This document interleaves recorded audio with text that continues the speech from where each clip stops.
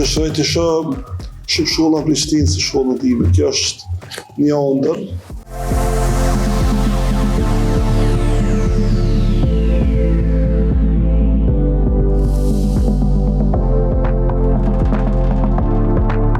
Shkolla fillore e mesme e ullët e Minduraku ka shënuar një tjetër hap të rëndësishëm në rrugtimin e saj drejt inovacionit dhe zhvillimit të vazhdueshëm. Si shkolla e parë në Prishtinë që krijon podcastin e vet, ajo po dëshmon edhe një herë se është e përkushtuar të ecë në hap me kohën, duke u ofruar nxënësve mundësi të reja për të shprehur kreativitetin, mendimin kritik dhe zërin e tyre. Ky projekt jo vetëm që i afron më shumë nxënësit me teknologjinë, por edhe i nxit ata të jenë më aktiv dhe më të angazhuar në procesin e mësimit. Momentet shumë bukura dhe shumë faktor më vlerësu që asnjëherë nuk e harron.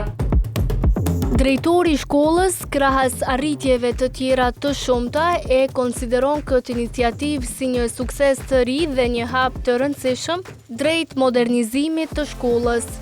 Mendoj që s'pari duhet me dashur punën, duhet me dashur vendin se ku punon, edhe do të dashur proceset. Unë vi prej një komiteti që kemi qenë nxënës së shkolle, andaj një kohë kam qenë arsimtar me një shkputje të gjatë për arsimit.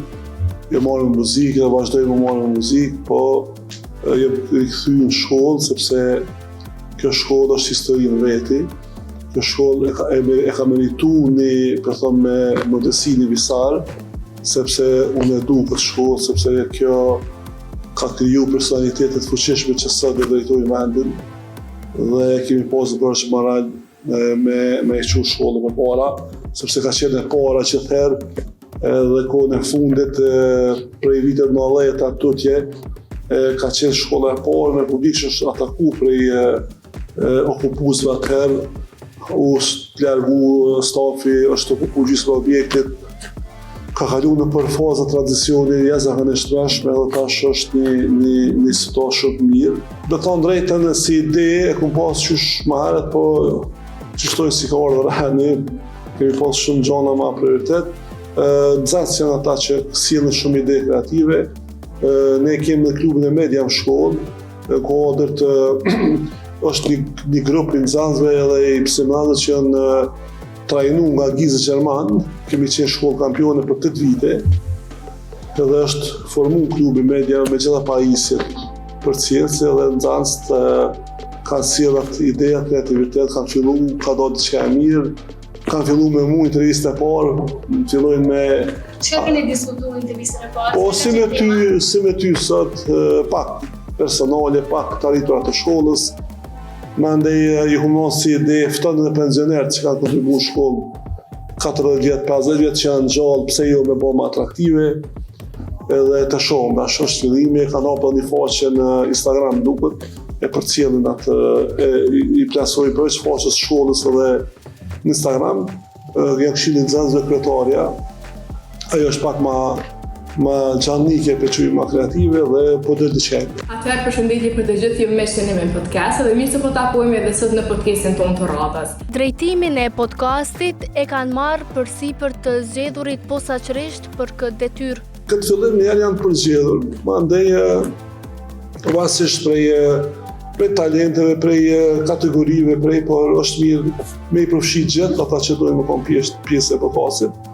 Po kemi filluar njerë me mësimdhënës të caktuar, mandej me të kalu me nxënës, po pse jo edhe me ideja është unë kam dëshirë me pensioner. Deri më tani, ai thotë se kjo iniciativë ka rezultuar jashtëzakonisht e suksesshme.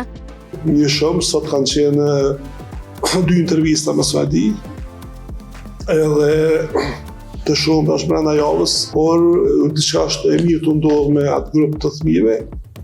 Është një asimtari i caktuar që e përcjell punën e klubit mediave dhe diçka kreative, diçka e mirë që s'ka qenë asnjë në shkollë. Visar Osmani thotë se edukimi medial është shumë i rëndësishëm si lëndë dhe duhet të jetë pjesë e domosdoshme e sistemit arsimor. Lanë zgjedhore ka qenë Nduket të klasës e 9 ka pas me një landë, po ma shumë këta jenë nxënës po fokusuar ka pjesa e kodimit, ka pjesa e teknologjisë, po pse jo? Me qenë se edhe edukimi medial dhe media tash janë në trend të tregut, pse jo? Ne mbajmë orë, ligjërata psikologja, mbajnë lidhje me përdorimin të drejtë të rrjeteve sociale, ku të rrjetet sociale janë edhe ana e medjave. Pastaj kemi pas edhe gazetar ose persona të fushës medjave, gazetar njohur, që kanë marrë ligjërata me fëmijë këtu, me nxënës, lidhje me rëndësinë e medjave, informacionet besueshme. Kemi prek shumë tema, për shembull ka qenë Emze Karaçosinani, përmendem emra si kam veç shkollës. Në kuadër të aktiviteteve mediale, shkolla ka krijuar edhe radion e saj. Klubi është e veçantë se klubi mediave të na është funksional. Ne kemi përveç pajisjeve, kemi edhe kamerat, po kemi edhe aparatat digital, kemi pajisje për ligjëzim zonit, ato dvogla se spilin të mëngjesit, po kemi edhe radion e shkollës. Përmes radiofonisë, nxënës marrin dhe intervista, edhe orë letrore, live, gjithçka që është që lidhet me media në shkollën tonë është funksionale dhe që fëmija e kanë kriju një farë lloj pavarësie, por edhe as ndalë i mbikëqyrë, as ndalë i caktuar, i mbikëqyrë punën dhe aktivitetet e tyre. E fundit është podcasti që është risillje që janë të marrë me të intensivisht. Ai synon që edhe prindrit të jenë pjesë aktive e podcastit. Me komuniku, po ndonjëherë do ta gjejmë ndonjë prind që është faktor, është me një pozicion apo ndonjë prind me ndonjë specifik të caktuar, do ta marrim dhe do ta intervistojmë të jetë pjesë e podcastit. Nxënësit e njohin mirë teknologjinë dhe dinë të përdorin pajisjet moderne pa vështirësi. Po mos me thonë fëmija na kemi probleme dhe ne me punuar me jashtëzakonisht. Ne kemi pas një kurs e kemi kryer nxënësit tonë, kanë kryer për programim.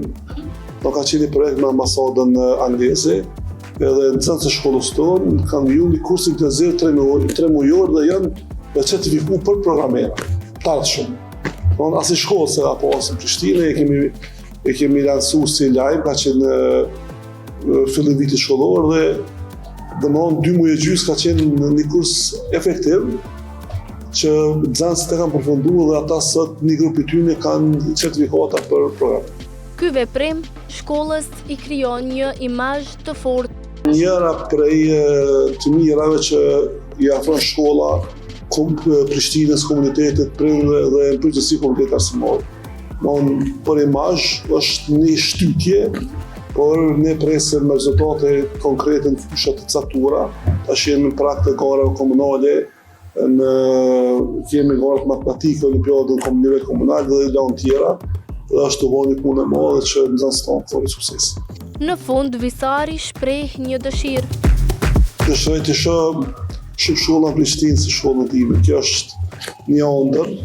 Ta kisha mundësinë do i bëja shumicën si shkollën tonë, sepse keq është të më folë se është edhe për nxënës du të jenë të barabartë, por vështirë është me gjetë performancë si të shkollës e në Prishtinës, është shumë vështirë. Kjo shkollë e kryeqytetit po krijon një kulturë të re komunikimi dhe bashkëpunimi, duke e vendosur shkollën ndër pionerët e inovacionit edukativ në Kosovë.